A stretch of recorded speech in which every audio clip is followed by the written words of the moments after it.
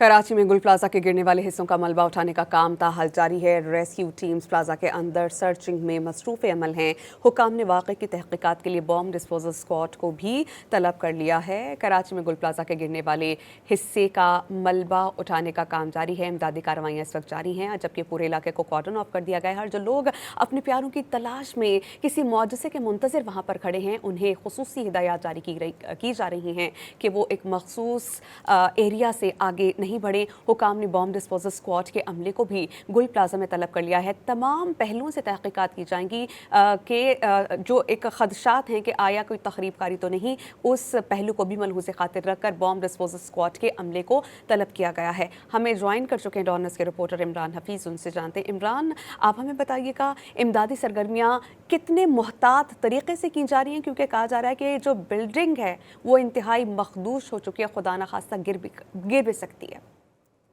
हाँ जी, बिल्कुल सुनिए, बिल्कुल आपने दुरुस्त फरमाया है कि मतलब ये इमारत जो है मुकम्मल तौर पर ये महफूज हो गई है। इसका तकरीबन जो है वो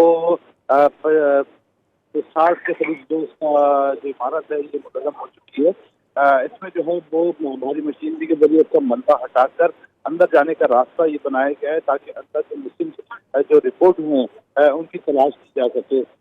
उसके लिए जो है वो एक अंदर जो मिसिंग पर्सन है उनके तलाश के लिए यहाँ पर सर्च एंड रेस्क्यू की टीम जो है वो बुलाई यहाँ पर गई थी, और जो डिटेक्टर की मदद से यहाँ पर जी, अंदर उसने चेक किया कि जहाँ तक वो इनकी रसाई थी, जहाँ तक रास्ता बनाया गया था वहाँ तक अंदर गए हैं, और अंदर जाने के बाद इन्होंने जो चेकिंग की है तो इमरान अंदर बहुत अभी तक शुक्रिया की ये आपका।